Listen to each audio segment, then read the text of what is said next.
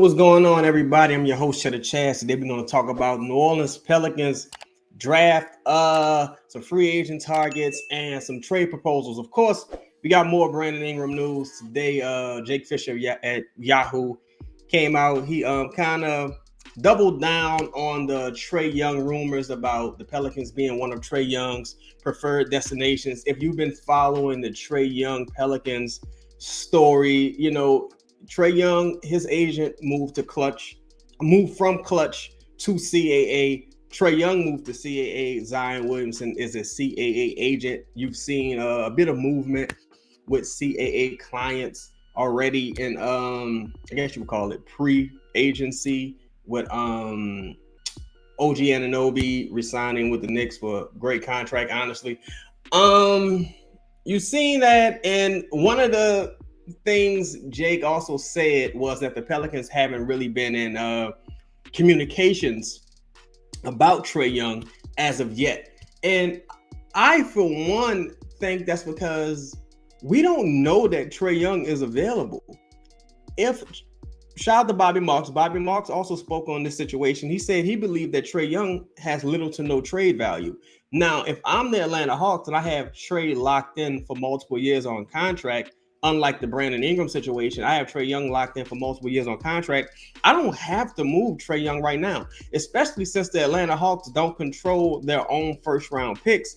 They don't have much incentive to tank just yet, especially by moving Trae Young for, next to no value. I mean, in theory, they could hold on to Trae Young until offers improve. They can hold on to him until the trade deadline. This thing could drag out, y'all. It could really drag out until like September or something like that, because you have multiple shoes that need to drop. Whoa, what up, Lito? Shout out my dog Lito, the Godcast on Boo Crew Media. Please check out his show. He got some hot shows that just came out about the Pelicans draft prospects, Yves Missi and Antonio Reeves.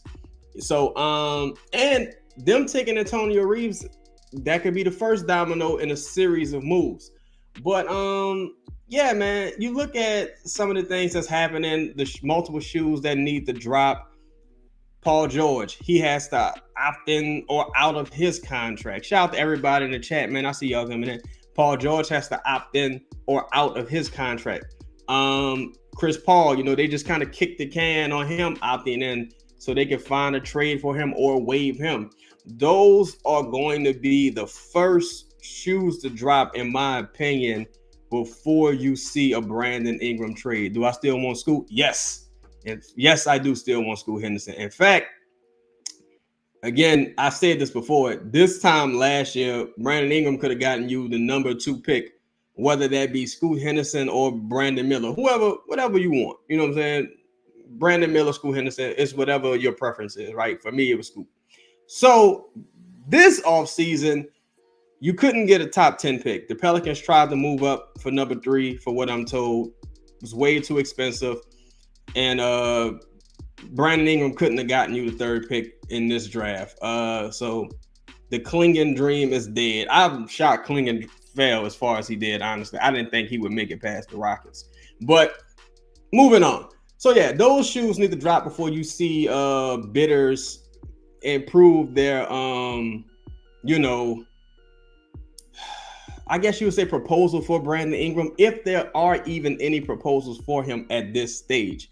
Now, for those of you who want to keep Brandon Ingram, like I'm presuming that boy Set does, let's talk about a few free agents. We'll get back into the trade market in a second here, but let's talk about a few free agents that that boy Set may be interested in. So we heard about Jalen Smith. Hopefully he should be at the top of the Pelicans radar, in my opinion. But let's just say he's out of the Pelicans price range. Let's talk about some guys. You got Gordon Hayward. You got Doug McDermott, who may be out of the Pelicans price range. You got Alex Lynn. You got Mo Bamba. You got Gorga Batatse. You got Mason Plumlee. You got Lonnie Walker IV, who I'm a fan of Lonnie Walker IV. I hope, I would like the Pelicans to take a flyer on him. Take into account now that the Pelicans have made that 21st pick, that salary is going to be about $3 million. If the Pelicans decide to run it back with Brandon Ingram, they'll have about $9 million to play with to kind of fill out the rest of the roster. The Pelicans still don't have a starting center. I don't anticipate Yves Masai getting much run this season. On this list, the only names that really appeal to me is, of course, Doug McDermott, who I think will be out of the Pelicans' price range. Maybe you could get Lonnie Walker for a portion of that mid-level exception.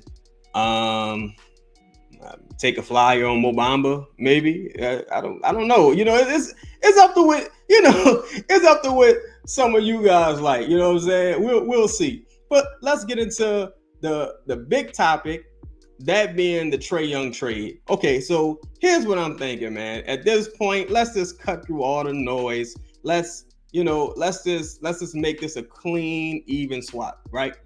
You got Brandon Ingram, Larry Nance, and Daniels for Trae Young and Clint Capella. I didn't add any picks in this scenario just because picks can vary. It's whatever. Really, it's whatever Atlanta wants at this point. You know what I'm saying? I think 3 first is probably the starting point, truthfully, when you see what happened with the Mikal Bridges trade, because please consider Trae Young is an all NBA player, multiple time All-Star. He's a bad man. Trae Young is a bad man. You know what I'm saying? Let's see. And also in this trade, Pelicans are just below the luxury tax with that $12 million they're taking back, just below the luxury tax, if I'm not mistaken.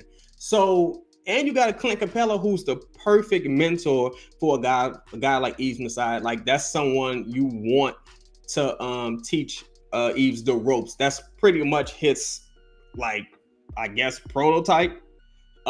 Pretty much like his mirror image is Clint Capella. And you got a guard that can help bring a guy like Yves Masai along. He's a rim running big. So they're going to be able to put pressure on the rim in the future.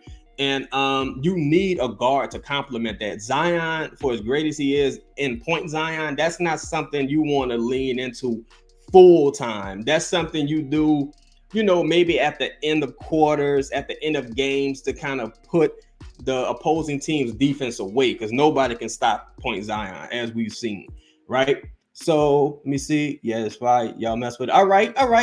Man, and see, but that's the thing, y'all. I'm hoping that Trae Young is available, and I'm hoping that David Griffin, man, as I've told y'all before, he's not a fan of Trae Young for whatever reason.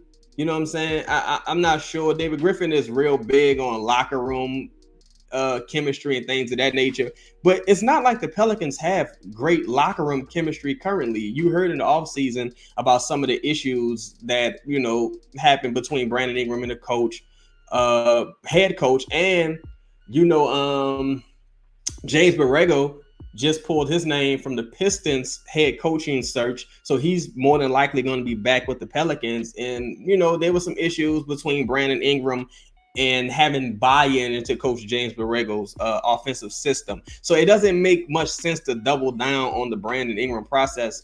And that kind of goes against the whole locker room chemistry theory that David Griffin has been pushing this entire time. Ronald.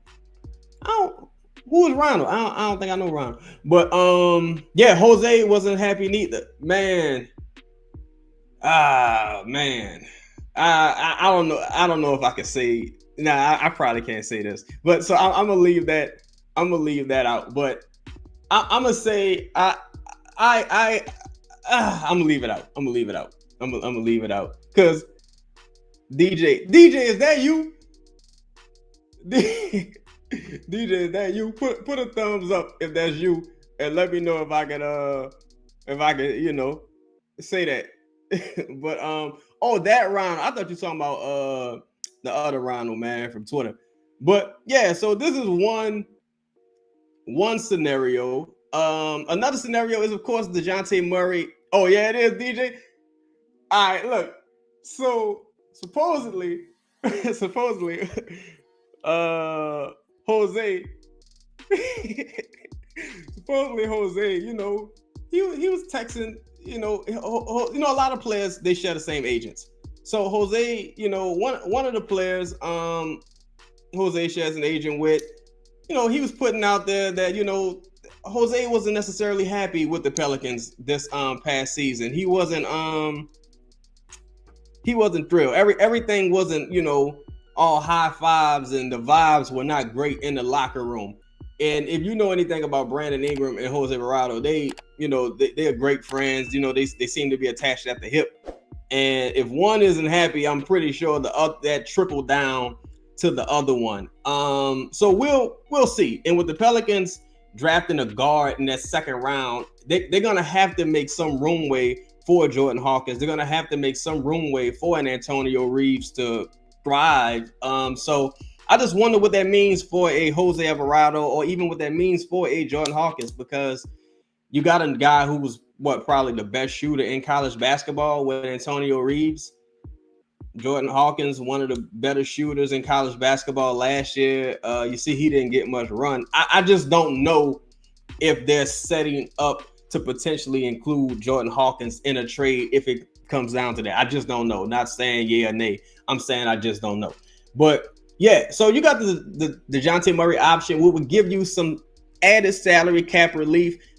And I like DeJounte, bro. I've been calling for the DeJounte trade for years, bro. But DeJounte just ain't, he ain't box office. Like, he ain't box office like Trae Young is, bro. Trae Young, that's the villain. You know what I'm saying? That's the villain of the league, man. You saw what Trae Young did in Madison Square Garden. You can say, well, what has he done since? And I'm gonna say, what has your man's ever done?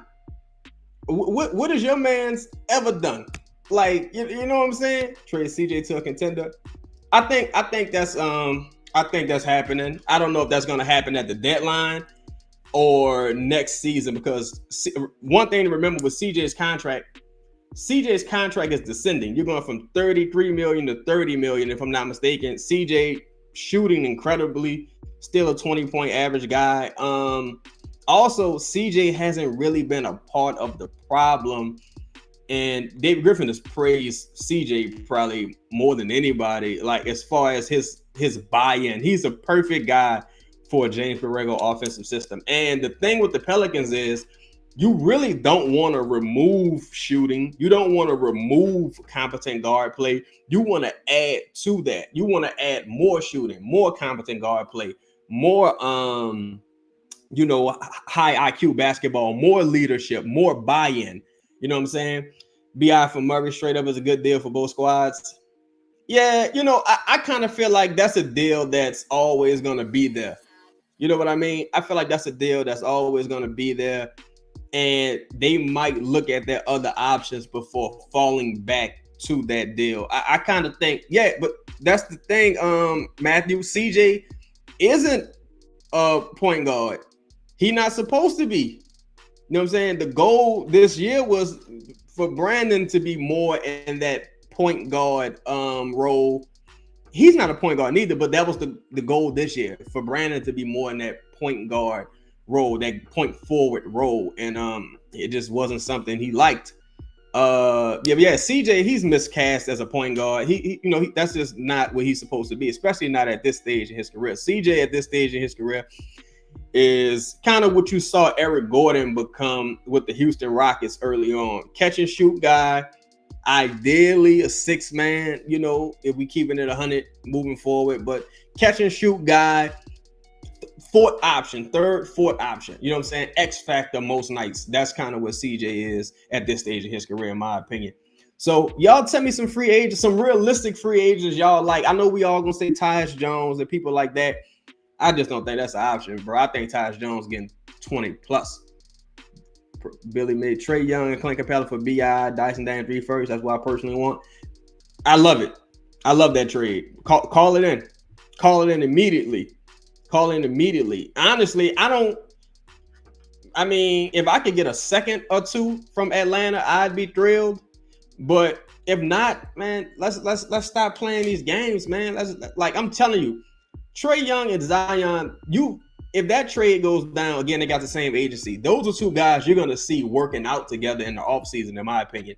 Like, those are two guys who, I think you'll see more of a relationship than you've seen so far with Brandon Ingram and Zion. I just think there's no. I mean, they probably cool, but I just don't think there's no great chemistry there. Now, let's talk about another deal. Yo, Jalen Smith. That's who I think the Pelicans should target. I think, and that's going to tie into this next trade proposal. I think a big man rotation of Jalen Smith and maybe like Jock Landale. I think that's something that would make sense because there's no like superstar center available, and I don't personally believe in paying centers $30-40 million anymore, aside from Joel and Jokic, of course. But I just think that's not a position you invest in heavily. That's not a position that the Pelicans utilize a lot. So let's look at another trade. Let's say something like with the Rockets, for example, right? Let's say Jalen Green, the Rockets just drafted Reed Shepherd. So somebody gotta go. Somebody in that backcourt gotta go. Somebody gotta go. They've been trying to move Jalen Green for a little while now. They don't want to pay him a max. And from what I gather, they don't want to pay Sagoon a max neither. I think they're kind of tripping with that. But anyway, so Jalen Green, Jock Landale, Tyree Eason, and 2 firsts for Brandon Ingram, Larry Nance, Jose Alvarado. Now with this, you get I guess Jalen's more of a combo guard, can handle the rock. Kind of really came into his own down the stretch at the end of the season. Help propel the Rockets. Well, help carry the Rockets on. What was it? Almost an 11-game win streak, something crazy like that.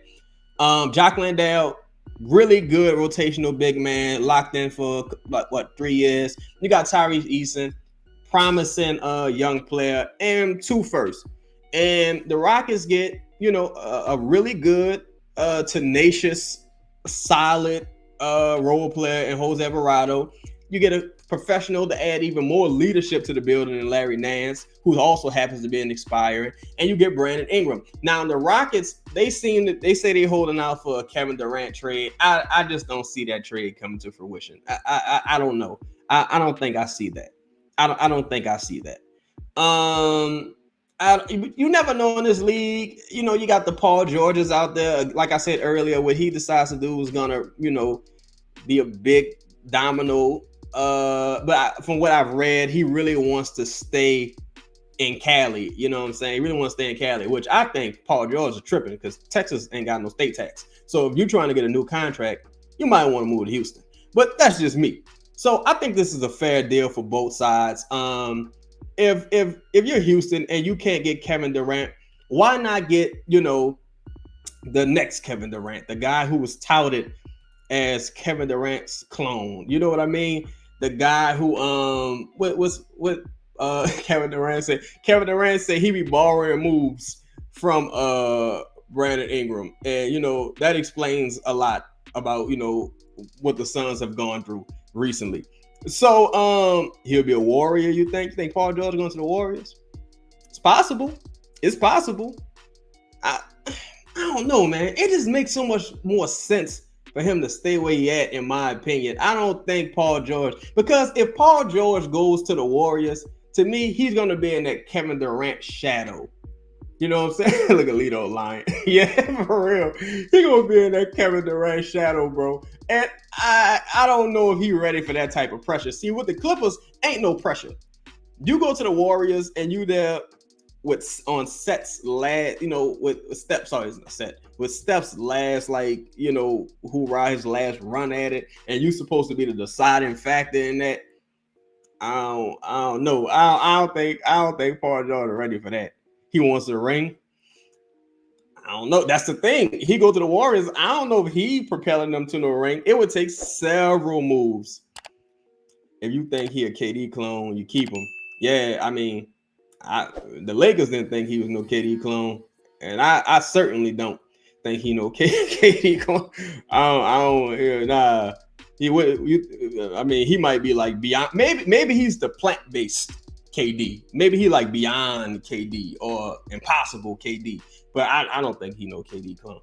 You see, us not pursuing Trae Young because of fit with CJ McCollum. You know what? I don't necessarily believe that that's even the case, to be honest, Trae.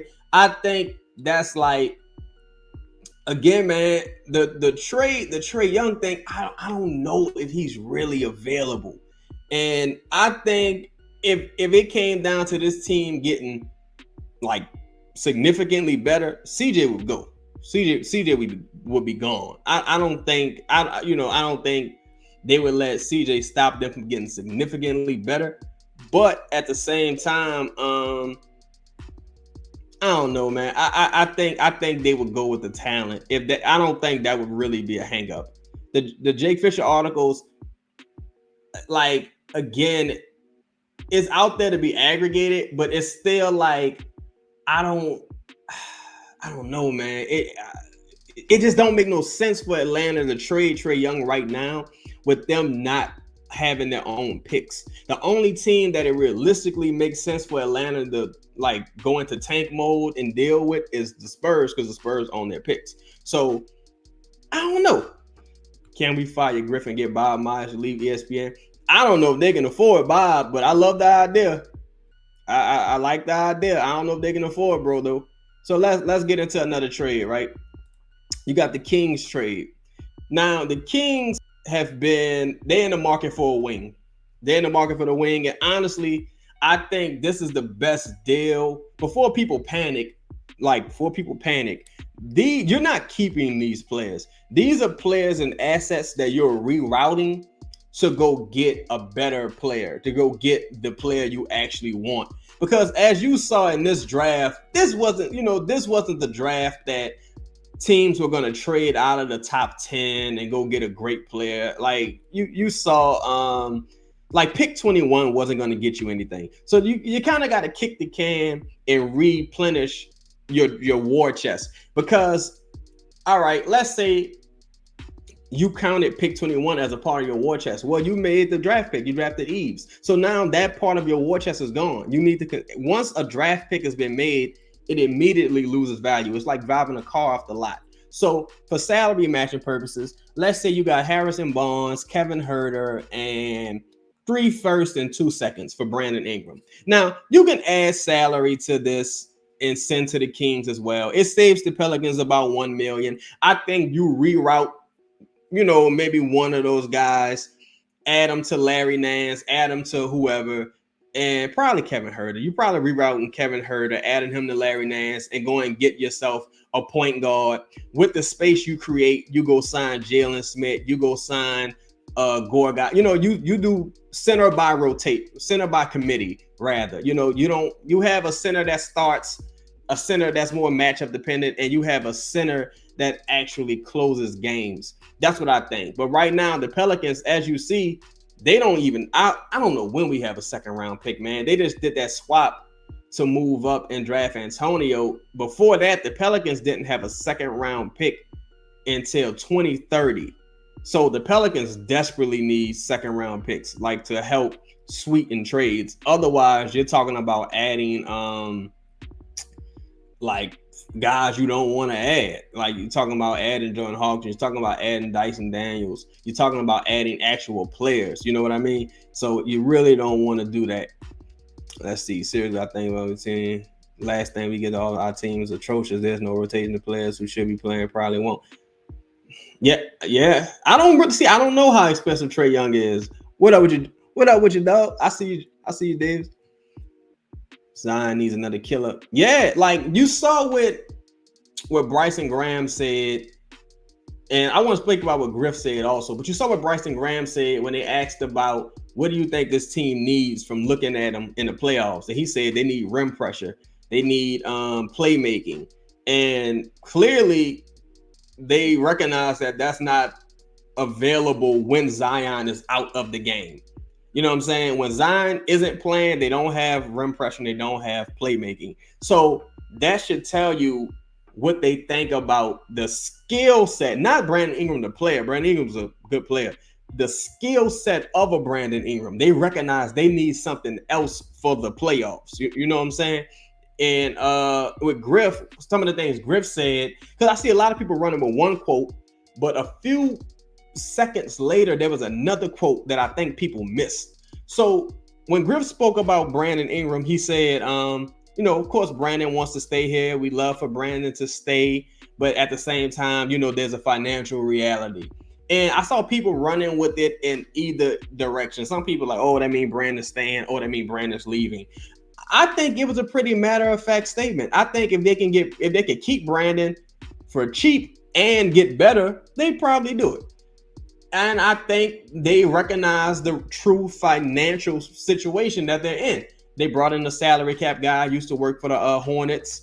And I'm sure he's, that's a fresh set of eyes right there. So I'm sure he's also filling them in on the reality of the situation.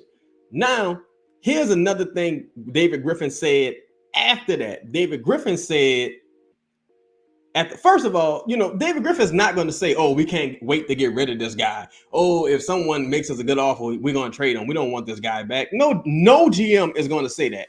No GM. The Clippers GM isn't going to say that. The Hawks GM isn't going to. Even if you can't wait to get rid of a player, no one's going to come out and say that. You know what I'm saying? So, a few sentences later, David Griffin said, look, we're happy that we built a place where guys want to stay. But at the same time, that's not what we're in it for. We're in it to win. We want to win games. We want to win big. Now, David Griffin has a habit of saying all the right things, but the action is always minimal. And, part of that could be Brandon Ingram doesn't have much of a trade market right now, or David Griffin could be overvaluing him. Part of it could be that. And also, it could be those shoes need to fall, man. If Paul George becomes an unrestricted free agent, a couple of the teams who have cap space to sign him are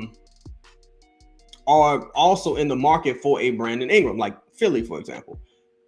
Also, now that players can be traded directly into opposing teams as a mid-level exception, that's another thing. You know what I'm saying? Teams who don't have space, they could try to create space to go after Paul George, and that'll hold it up even more, hold up the market even more. The Pelicans also have a Kyra Lewis trade exception, right? It's around $5 million. The Knicks got to continue to create space. They probably going to look to move Julius Randle or Mitchell Robinson, but with the Pelicans having that trade exception, maybe they make a call and say, hey, what's up with McBride? McBride making around 4.7. What's up? We'll take him off your hands and we'll just absorb him directly into the trade exception. Only bad thing is that, like I said before, the Pelicans don't have second round picks available. And that's the annoying part. How does that 175 quickly impact Trey Murphy and their plans moving forward? For quickly. Okay, I think Trey was probably getting about that no matter what, to be honest. Like, I really think Trey was going to get at minimum the Devin Vassell contract. You know what I mean? I really thought, I think Trey's looking at a little bit over 25 per year. Like, anything under 25 per year to me would be shocking. It would be shocking. I think Trey Murphy recognizes his talent, recognizes his ceiling, and you got to take into account that's also a guy that has not been put in position to succeed by this coaching staff. He was like, they were playing Tony Snell over Trey Murphy. Respect to Tony Snell. They were playing Josh Richardson over Trey Murphy. Respect to Josh Richardson. You know what I'm saying? Like, what's my man name? Damn, bro, this guy, he isn't in the league right now. Man, they got him out the G League. He had a couple of nice games for us, but he just never really, he didn't stick around. But they were playing a lot. Willie Green did everything in his power to sabotage Trey Murphy during Trey Murphy's tenure here. It's been ridiculous. Let's see, big fan, Chaz. Appreciate you, bro. Maybe I got traded for a PG because you risk losing tribute. I think, and that's another thing.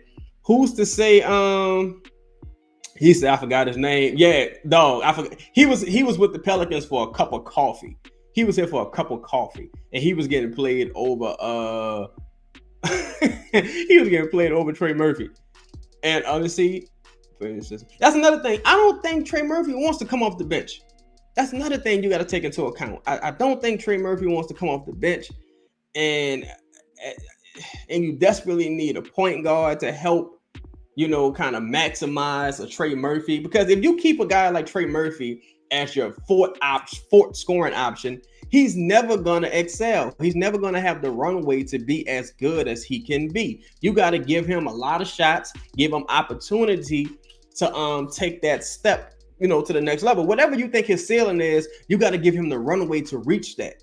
And I think one of the ways you do that, the main way you do that, is by removing Brandon Ingram from the runway, like from him blocking the runway. You gotta move off of him, in my opinion. Does the regular turn on Detroit may use insurances? I don't know necessarily if he has any assurances. He probably is reading the room. But Borrego always wanted to be a head coach. I don't know how realistically he was in the running for that Lakers and Cleveland job. I do know that since the day he was hired, his intention was, I'm going to be a head coach soon. Like, I'm not waiting. I want to be a head coach. So I think if things start off slow, they get out the gate slow with Willie Green, I think, you kind of start seeing Willie Green's seat get even warmer. And now if you're David Griffin, you got every excuse to put James Borrego in that head coaching position, because, hey, everyone in the league was trying. Well, the Lakers wanted to sign him. Cleveland wanted to sign him. He turned down the Detroit job. So clearly the league thinks he's this great head coach. If you're David Griffin, you can sell that to people who are, maybe in love with the idea of Coach Willie Green versus, the actual results on the offensive side of the ball. But, that's been today's show, man. I appreciate everybody rocking with me. Be sure to share the stream. You can rewatch it. Follow me on Twitter, Instagram, at Chedda Chaz, CheddaChaz. I'm out. Have a good weekend. Peace.